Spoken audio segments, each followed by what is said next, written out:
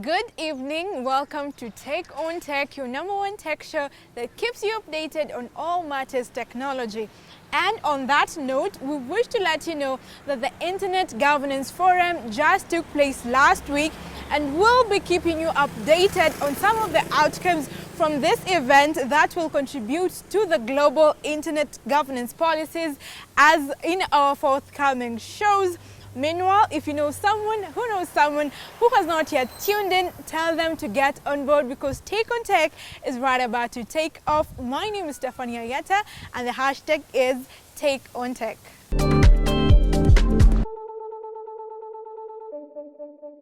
Thank you for joining us. Well, it is a pleasure having you around. We have such an amazing show lined up for you.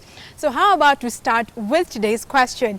We are asking you, would you consider driving your car using the normal cooking gas? Well, yes, I'm talking about the liquid petroleum gas that some drivers have adopted in Kenya. Would you consider driving your car using the normal cooking gas? Talk to us using the hashtag TakeOnTech at KBC Channel 1.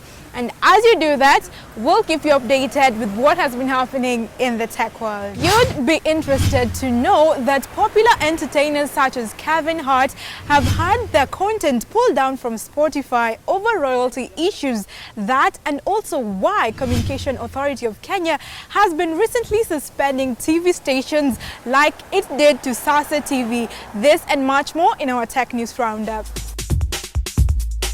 As reported by The Verge, Spotify has pulled the works of some of the most popular comedians, including Kevin Hart, Tiffany Haddish, John Mulaney, and Jim Gaffigan due to a royalties dispute. After failed negotiation with Spoken Giants, Spotify removed hundreds of comedians' content from the service. The comics' efforts are backed by global rights administration company Spoken Giants, which works to ensure that entertainers are properly compensated for spoken word content. As the Wall Street Journal notes, comedians are typically paid by their label or distributor, along with digital performance rights organization Sound Exchange, when a digital service plays their content. However, they're technically not compensated for writing that content, something that Spoken Giants hopes to change. Spotify said that it already paid significant amounts of money for the content in question and would love to continue to do so. There's no word whether Spotify will try to reach an agreement with Spoken Giants again or if the comedian's content will ever return, with Spotify expected to have over 400 million users by the end of the year. The affected comedians may be missing out on massive amounts of visibility.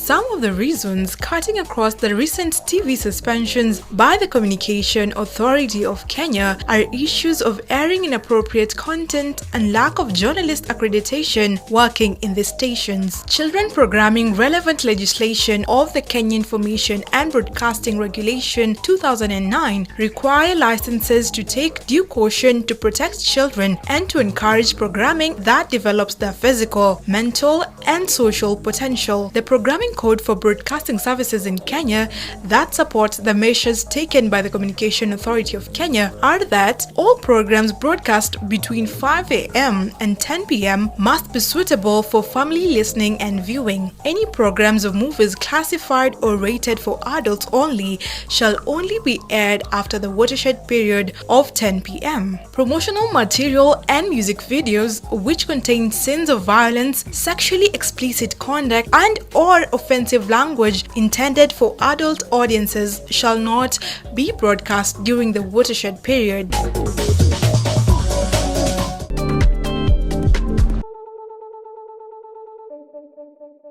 Well, that has been tech news. Now we move on to our tech of the week, where we get to the bottom of today's question. Some have been wondering, how can a car really operate on cooking gas? Well, the LPG gas is actually there and is being slowly adopted in Kenya. It's a common innovation in the Western countries. So we'll be answering the questions, how does it work and is it really safe?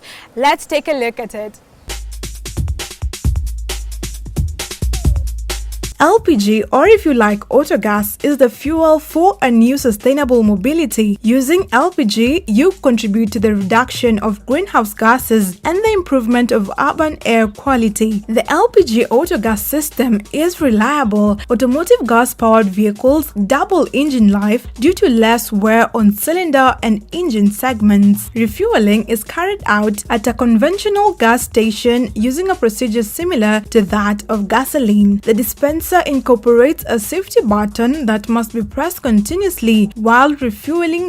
The new technology infuses the liquid petroleum gas, which is used in most homes for cooking, to ignite and drive the car. It essentially turns a car into a hybrid motor vehicle that can use both regular petroleum and LPG gas as fuel. Safety in case of an accident is taken care of by inline gas cutoff. In case of leakage, the gas tank automatically shuts off. The cost of installation can run up to 50,000 Kenyan shillings for a single car, but the technology has helped many drivers in Kenya save on fuel by up to 40%. Besides fuel efficiency, the technology is also said to be environmentally friendly as it burns cleaner and leaner than petroleum, which is also better for the engine. The technology also extends the effective driving range of a car and is safe.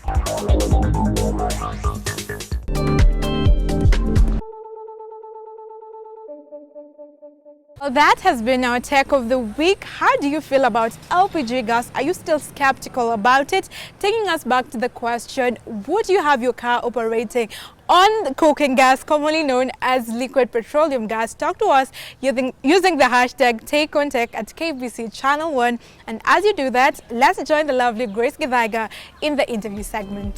Thank you so much, Stephanie, for that introduction. Welcome to the interview section of Take on Tech, a weekly program that brings you technological concepts and debates and brings an expert to comment or break down the issues. In today's program, we're going to look into online gender-based violence. What is it all about? My name is Grace Githaiga. Now, to help us understand this topic, we have with us in the studio Mwara Gishanga.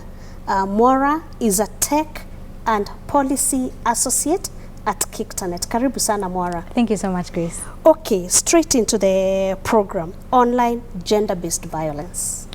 Online gender-based violence is basically gender-based violence, however projected on a tech-enabled device or a platform.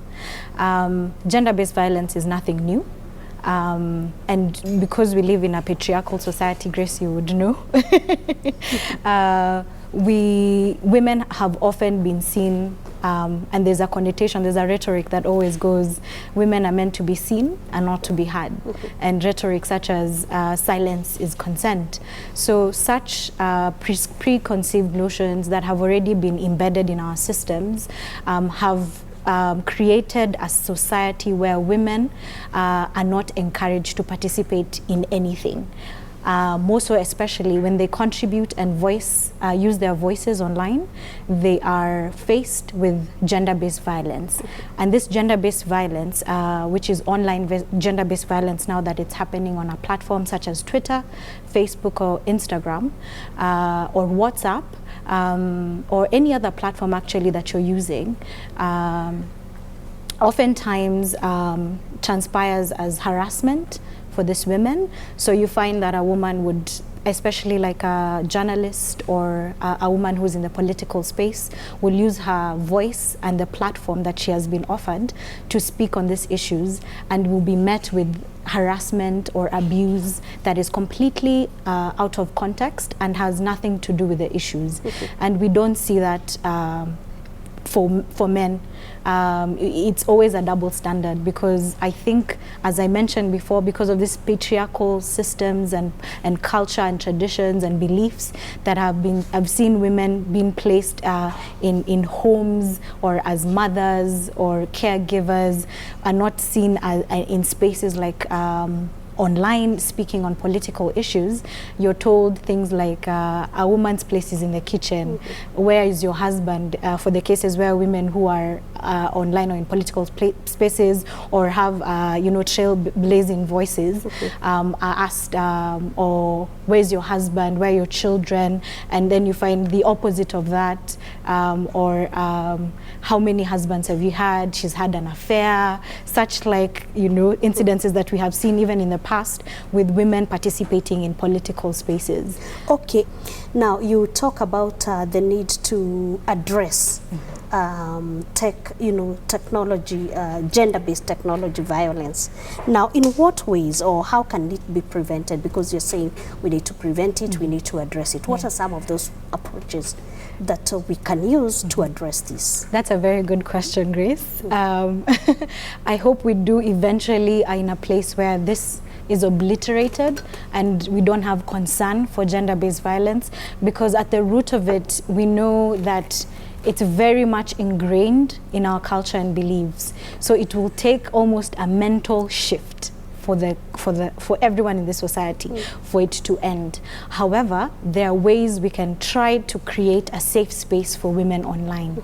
At an individual capacity, a lot of digital security and hygiene. Passwords, very important and key. From the minute you have your phone, can anyone access it? You have to put a password, be it in form of alphanumeric or like a pattern. But you have to have that first gateway when someone goes into your device, a password-enabled device. And then passwords all across the platforms that you're using as a woman, especially, that you have to have strong passwords.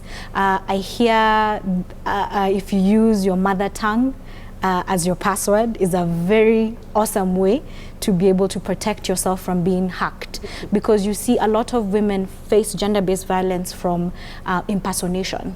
Oftentimes we have cases where it's a scorned lover who, for some reason, women, we share a lot. So you've shared with your partner your password information, and so they have access to your platform. And you get into a scuffle. Now you're not on speaking terms. They want to cause pain and inflict pain on you. What do? They impersonate you. So they probably go to your platform, they disclose personal information about you, they share some intimate images without your consent, and that already causes so much grave concern on you. Psychological impacts. You have stress, anxiety, depression. It goes down to for you to just function in society, because on platforms like on Twitter, for example, you have your workmates there. Your work is involved on your platforms. They have seen you in this way and shape or form. It affects your work. Some women have gone through this and have lost jobs. So you see there's such a grave and drastic and impactful effect of gender-based violence. So it's of much concern. Yes. Very interesting, Maura. When we come back, you will tell us whether women have also contributed to that. Take on Tech takes a short break, and when we come back, we'll continue with this conversation on gender-based technology, gender-based technology violence, right? Against women. Against women. Yes. Please continue to follow us on our social media handles, and that's at KBC Channel 1 across Twitter, Instagram, and Facebook.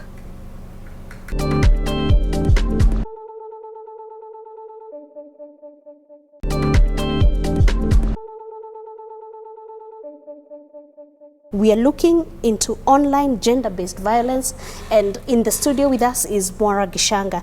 Now, Maura, we know the months of November and December is dedicated to something that's referred to as 16 days of activism on gender-based violence. Tell us more about it, and what are the technology components to this campaign? Yes, so the 16 Days of Activism is an international campaign that happens every year. It's an annual one. So it starts on the 25th of November and runs up to the 10th of December, which is the Human Rights Day. And within this 16 Days of Activism, it's normally creating a campaign against gender-based violence against women and girls. Tech has been a huge component that has been added to the 16 days of activism, because we have seen that a majority of people now, their lives are online. Your lives offline are the same as the ones online. We're doing everything remotely, especially after COVID. We have seen everything has shifted online. Our education has shifted online. Our healthcare has shifted online. Our work has shifted online. Now, because of that, we have a whole world online, meaning that all these cultural biases, all these cultural systems that are already ingrained will be reflected online. Meaning that gender-based violence, like we have spoken about it earlier on, will translate online. So that's why it's very important for coalitions such as the one that KickTenet is a part of, called the Women at Web, which is a regional coalition that components countries from within East Africa, Tanzania, Rwanda, Uganda, and Kenya, to work with the hashtag called Safe Spaces to rally up support against gender-based violence. Yes. Okay, now Mora, we are coming to the close of the program. Speak to audiences, especially on the issue of, sharing a lot of information, because like you rightly pointed out, the nudes that we have seen shared online are for women. We haven't seen women sharing men's nudes, and some are actually given voluntarily. So a message to the audiences on staying safe online. Yes. One important thing that I mentioned earlier on is that unfortunately, the safety of your presence online solely relies on yourself. Until we are able to change systems and policies, until we are able to change systems within accountability for social media platforms, at this point, it unfortunately boils down to yourself. Like I mentioned, make sure you have passwords, and strong passwords at that. If you are going to share intimate images, make sure you encrypt them. There are platforms such as Snapchat that exist where you can send an image and it disappears after a couple of hours. That could be an opportunity for you. If you feel like you need to share that image and you want to, then use that platform. If you share them on platforms such as WhatsApp, or you share them directly to the person, there's chances where things can happen. You don't trust everyone. That image can be used against your will. Make sure to safeguard your information. It's very important, especially for women who we are very vulnerable. So sharing physical locations of the places that you're in, like on Instagram where you post I'm a Java Hurlingham, avoid, because you never know who is in the vicinity or can triangulate your location and cause you to be insecure. Other than that, just try to be safe. Make sure you update your iOS or your Android or all your devices. Make sure you update them, update your softwares so that they incorporate all the new updates to make sure that you're safe. Learn much about digital security and safety and hygiene, because it's very important for your own personal enjoyment of the internet. Okay. Yes. Thank you so much, Moira. But are you saying, for example, now we should not share a picture and say having an interview at KBC? Are you saying that? I'm not saying that. All right. Thank you so much, Moira, for gracing the interview section of Take on Tech. Moira was talking to us about online gender-based violence. And until next week, my name is Grace Githaiga. Again, continue this conversation on our social media handles. That's at KBC Channel 1.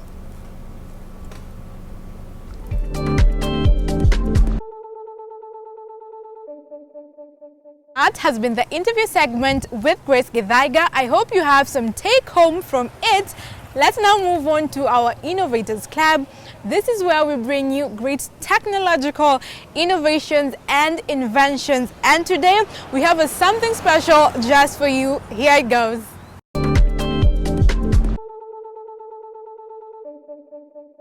That draws the curtain on today's show, but as you know, the conversation never stops. Today's question has been, would you consider driving your car on liquid petroleum gas, and why?